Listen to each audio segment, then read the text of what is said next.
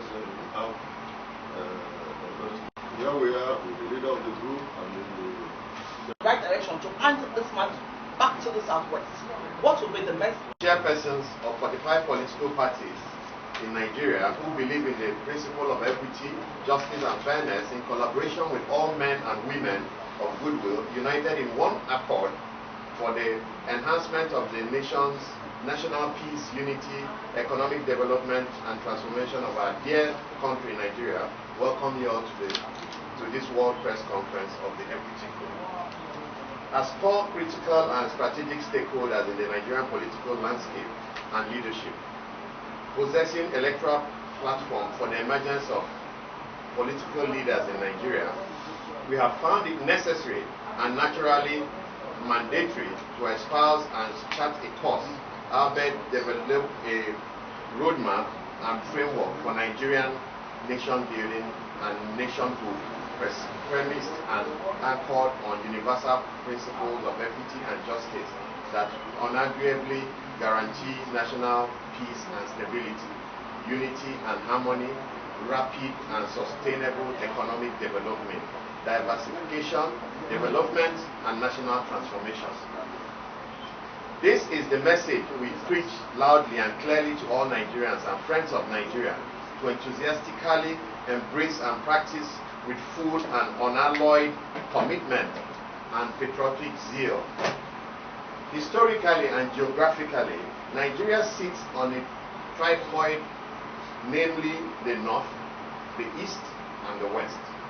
Under both variants of civilization, democracy, and military government, regimes that have ruled in the past, in the post-independent Nigeria since 1960, the Igbo of the present Southeast geopolitical zone have literally been political onlookers.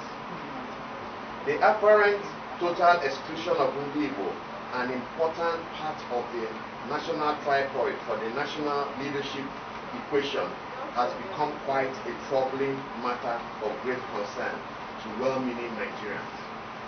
Equity and justice naturally demand that Nigerians of Southeast Igbo extraction, who have greatly assisted the emergence of other tribes in Nigeria's leadership, deserve a visionary treatment and given space to produce the next president of the federal government of Nigeria come 2023.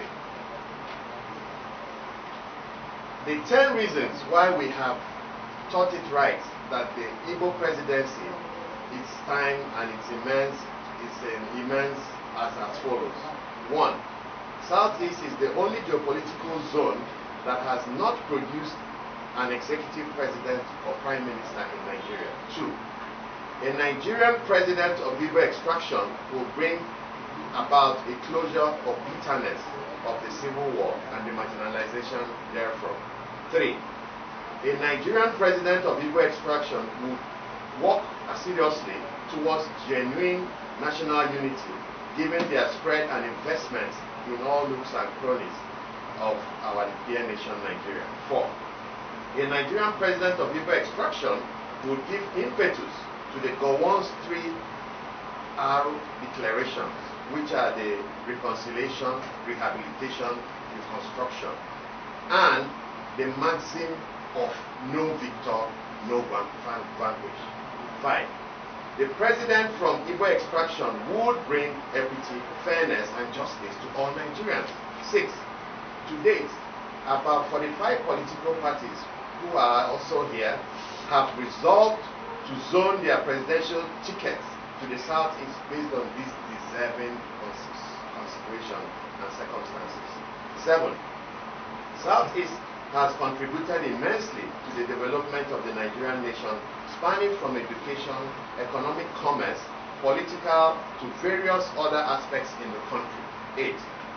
Nigeria has 3 major tribes, namely the Hausa Fulani, the Yoruba, and the Igbos. Out of these 3, it is only the Igbos that have not produced a president. 8. 9. With a president from the Southeast zone, the agitation for the secession by some of the people would be contained. 10. Going by the principles of equitable distribution of power, 2023 should be the turn of the South. But the Southwest and the South-South, having earlier produced presidents from their zones, it is therefore logically and equitably the turn of the Southeast to produce the next president of Nigeria. We of the Equity Group appreciate the failures of our people, parochialism, insular, etc. But we are upbeat and determined to address these faults, which constitute one of the major reasons for convening this press conference. We appeal to our colleagues, the Nigerian populace, and other well-meaning Nigerians to share in this enterprise for the well-being and success of the Nigerian project. We call on all patriotic Nigerians to support our cause, equity, justice, and fairness. The Equity Group campaign, its concept and practice application will effectively work for any other Nigerian group, namely Northeast, North Central, etc., deserving and desiring national equity and justice in the country. The declaration in 1959 of Dr. Nnamdi Azikiwe, when he stated that we shall have independence on the 1st of October 1960, it does not matter whether Tafawa Balewa, Awolowo, or myself who becomes the Prime Minister, represents a metaphor of the open-mindedness of the Igbo man. However, after more than 60 years of independence, with no Igbo man of Southeast extraction ever seated at the president's coveted seat, we earnestly ask Nigerians to rethink this situation. This is not the legacy we wish to bequeath to our children, a nation of glass ceilings. Fellow Nigerians, we earnestly appeal to you all to partner with the Igbos on this cause come 2023. History will judge us fairly if we do, and will not forgive us if we don't. Fellow political party chairmen, leaders, and members of various national socio-political groups, please join us in this move and aspiration. Though tribe and tongue may differ, in brotherhood we stand. May God grant our one request and help us to build a nation where peace, equity, and justice reigns and no one is oppressed, so that we can hand unto our children a banner without stain. Long live the Equity Group of Nigeria, Federal Republic of Nigeria. Thank you very much. Is there any question from the that what we are talking is about fairness, equity, and justice, and that breeds unity. Unity is a desiderata for all-round stability. I want to use myself as an example. When we are talking of Nigerian presidents of Igbo extraction, I'm talking of unity in diversity. I have been a disciple of late Major General Shehu Musa Yar'Adua Tafidan Katsina since 1989. He was Hausa Fulani, and myself as an Igbo man from Delta State has become maybe currently the last apostle, because I'm the national chairman of PDM, of which he was the innovator and founder of PDM as a pressure group that metamorphosed into a political party in August 2013. So if myself, who is an Igbo man, have been following the Fulani man since 1989, which is 30 years, that shows we have a new Nigeria. And that new Nigeria is that of unity. And I'm saying that if we have an Igbo man as president in 2023, the stability will help us create a near egalitarian society, which will not be measured by the number of the rich, but a near absence of poverty in our midst. So what I'm saying here is that we are calling on Nigerians to help towards having this as a reality. That is the situation for now. We can. and I believe we can. To start with,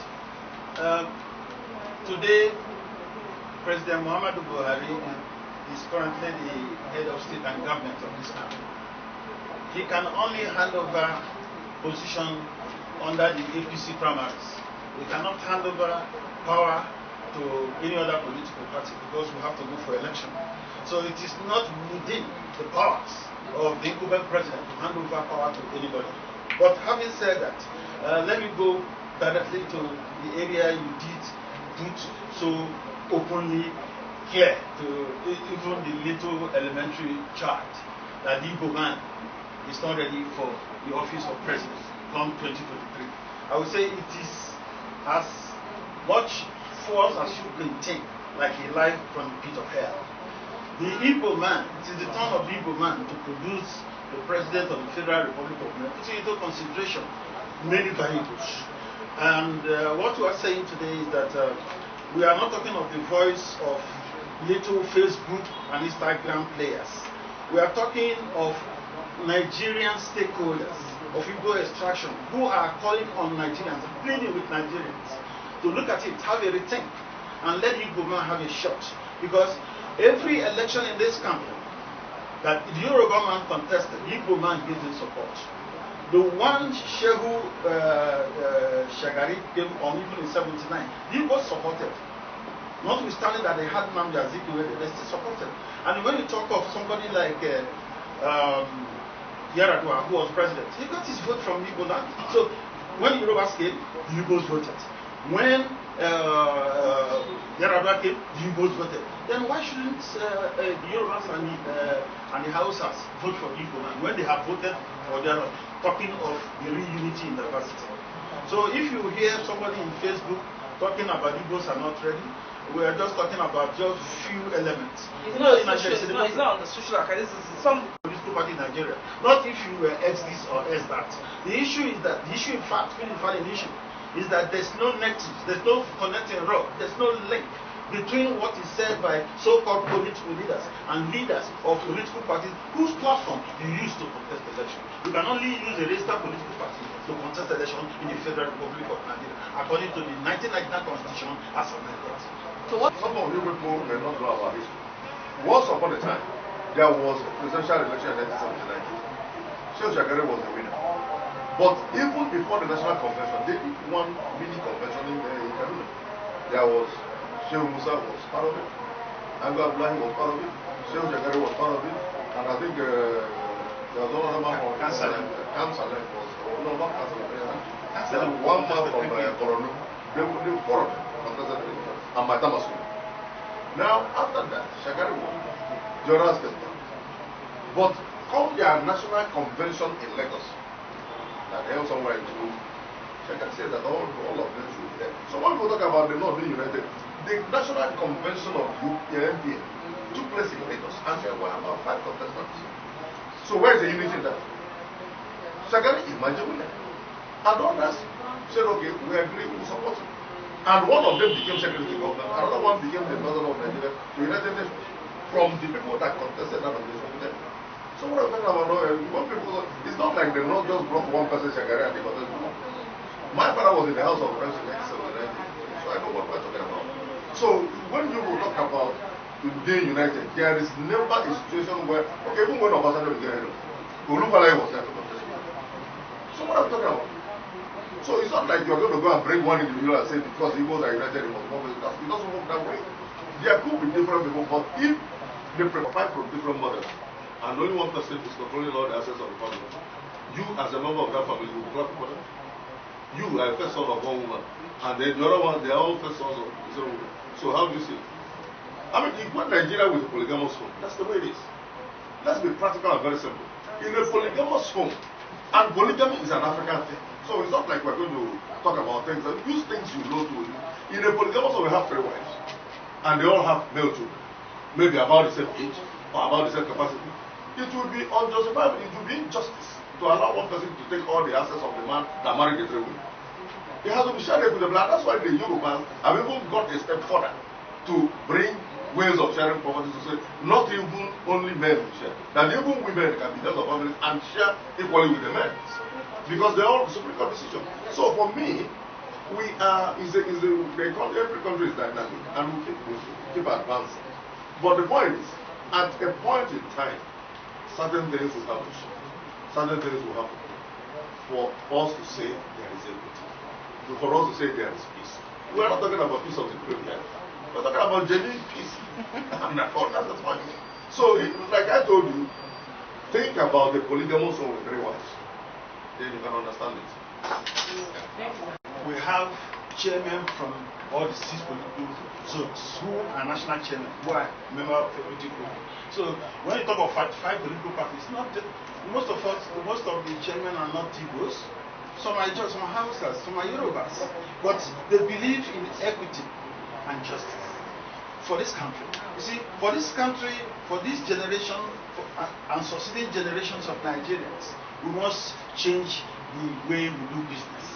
And I will tell you that in furthering our own pursuit for this fairness, I will say that we don't want a situation where our children will grow up with emotional disaster and inferiority complex of not belonging and thinking that on anybody, on a particular group.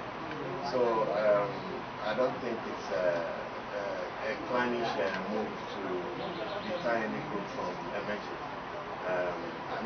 We believe that if somebody else, he should go through the process of the judiciary, and if it's found wanting, he should go in for it.